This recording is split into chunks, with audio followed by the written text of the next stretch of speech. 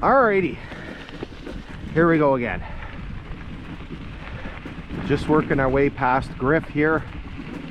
Still in this very long straight stretch. We're kind of again in this swampy area. You can see all the tamaracks. Today is the 19th of October. It's a decent day. We had some rain last night. It's kind of cloudy, which is good. Helps with the video and the shadows and things like that. Maybe a little darker than I'd like, but again, it could be worse. Got a beautiful fall. It was Thursday night. Team I coach had a football game. Beautiful night. And then last night I was watching my son play with the senior team. It was a beautiful night.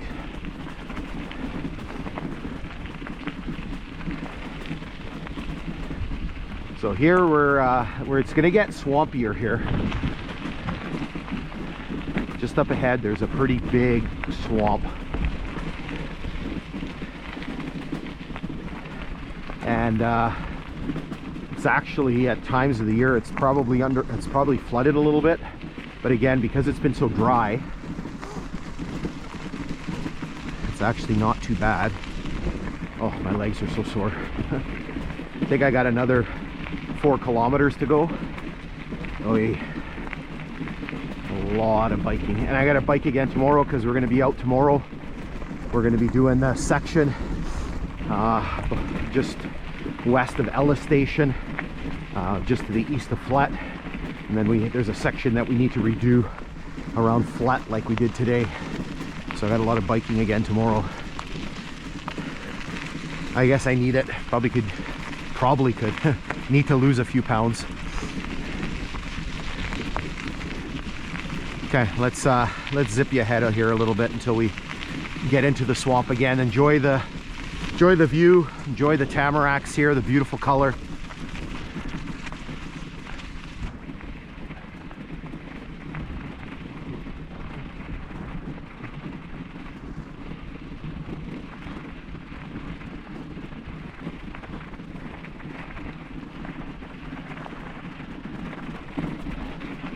All right, so we're getting into what really is shield country here. This is Northern Ontario. This is the Canadian Shield, or the Boreal Shield, or the Laurentian Shield.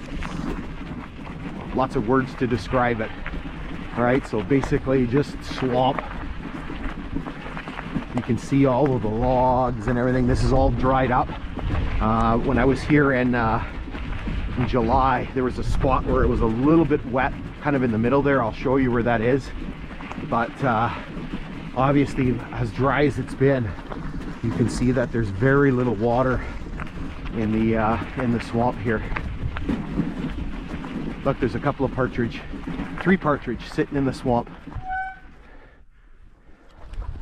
Holy cow, there's 4 of them. All just sitting in the muck there. I don't know what the heck they would be doing in there because they don't usually go in that area here. Yeah, that was weird to see them hunkered down in the swamp like that. Maybe they were just found themselves there. I don't know. Oh, my legs are sore. I was about to grab my phone to try to zoom in, and they flinched.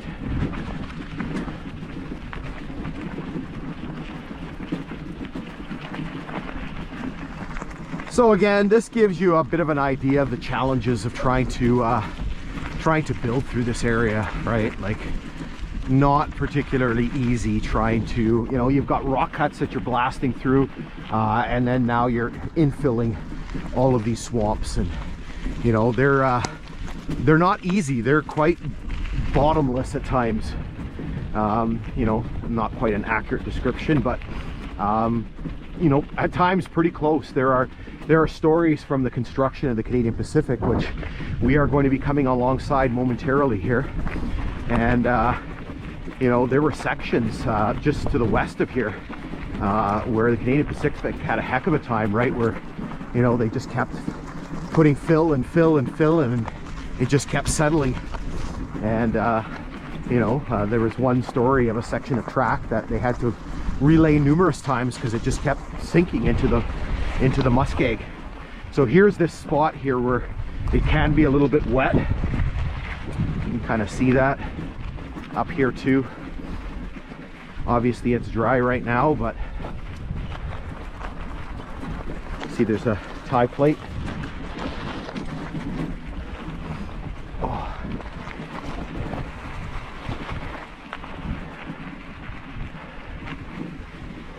Legs are sore.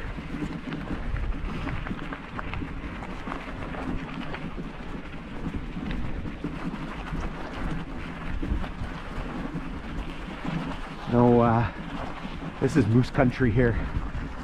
No moose.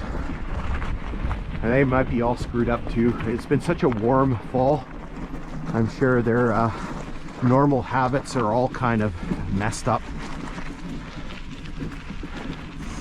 So there's the Canadian Pacific line.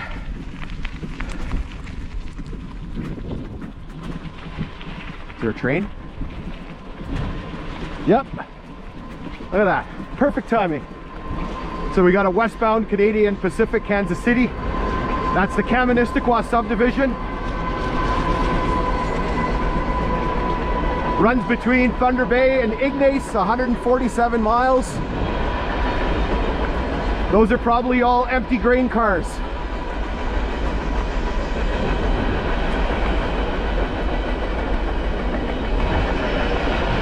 See how long this sucker is. Probably pretty long. Oh, the graffiti. Gotta love the graffiti.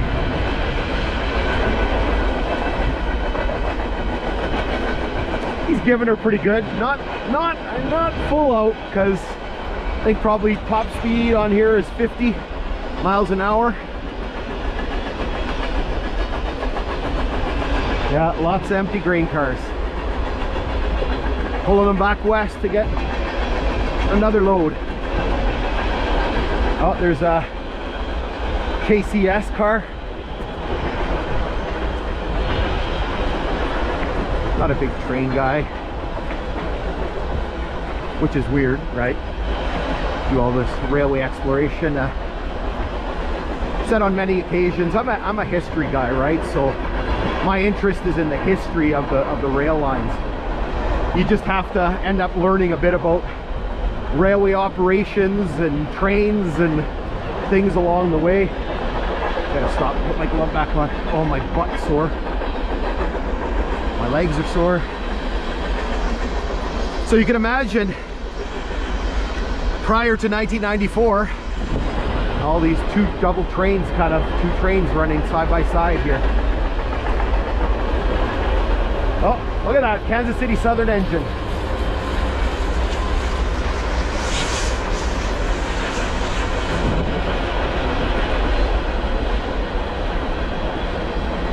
The middle engine. Nice little accompaniment here on our ride. This is kind of a quiet section. There's not really a lot going on here. So in the previous section, you had Flet Station, you had the Flet Tunnel, there was a site of a water tank, there was the bridge. On the next section, at Horn, you got Horn Station, you got a couple really neat old concrete culverts, you got a ballast pit. Not really much in this section here, other than Griff. So here we kind of getting back up into, out of the swamp into kind of more of an upland area. Okay, let's pause for a second and then we'll continue on. Okay, here we go. Still with our train accompaniment here on the CPKC. Still so awkward saying that. I don't think I'll ever get used to saying Canadian Pacific, Kansas City. Oh, that's the end. That was a pretty long train of empties.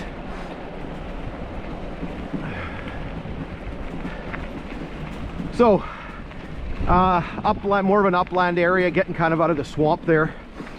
And this is where we're going to kind of be going for the next little bit. We got to be coming up to the end of our hike in about 3 kilometers or so, because we've done 24. Good God, I'm a little crazy. And it was a bit of a journey to get in here too, because this section, so from the last road access, which is flat Finmark Road, and so I think there's 15 miles between there and between the next road, which is Michener Perry Road. So you know, I had to figure out how I was going to do these hikes. So basically we did from Finmark Road to the bridge, which was 6 miles. This section from the bridge to where we're going to stop here, it was kind of a random spot, which is about 4 miles or so. And then the next section is 5 miles to Michener Perry. Just a boring metal culvert, I'm imagining. Sorry. Kind of like the dog here, squirrel. Yeah, I'm imagining that's just a boring metal culvert in there. Luna's looking for water, but there ain't none. So anyway, to finish my story, I had to drive to Michener Perry and then drive in. So it was about basically an hour from my house, hour and a bit from my house to Michener Perry, and then I had to drive in 5 miles on the grade to get to where we started the hike and where we're going to end it. So here we're going through a little bit of a cutting area. There's a little bit of rock work in here, little bit. Sound like the church lady.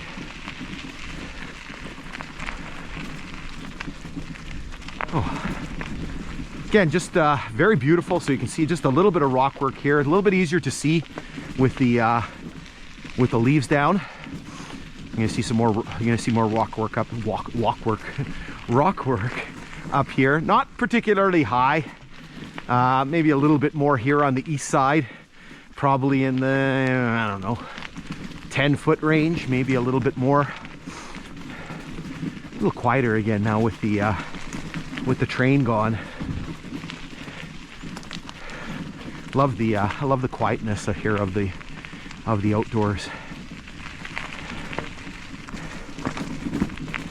Again, would have been really loud back in the day, right, with those steam locomotives and the amount of noise that they generated. So here you can see a little bit more rock work here on the east side, probably pushing 10-12 feet here. And again, a little bit more up ahead here. Again, it looks like it's snowing out, but it's all the little needles from the tamaracks. There goes the dog. Saw a partridge. There goes the partridge, and there goes the dog. Again, you can see the jagged nature of how they did the rock cuts. Again, without the modern technology that we have today. So there was 2 of them. One went that way and one went that way. Luna's getting her steps in too. She's going to be gassed. Then we have a hike to do tomorrow too. That's good for her. I always worry a little bit. She's 6 now, all right? So don't want to overexert her. Seems to be okay. We walk every day.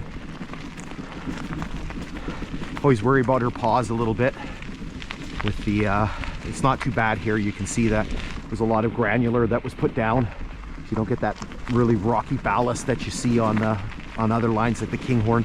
I was on the Kinghorn last weekend, and man, I don't miss paddling through that ballast. It is not fun. Just a metal culvert down here. Went and looked. I got all excited. Thought it was like a rock culvert or something, and it's like, nope. So kind of coming up to a kind of a neat little thing here. There's so you can see the Canadian Pacific line. Canadian Pacific, Kansas City. Beside us here to the west. And then we actually have a little road here, and the name of the road is named after the nearby station. So double track on the CPKC from Thunder Bay to Raith. I don't know the distance in comparison, maybe halfway to Ignace, I don't know. So you can see this road that goes off that way, and then you can see over here the name of the road, Griff Road. Okay, let's hold up here momentarily, and let's just keep plugging along.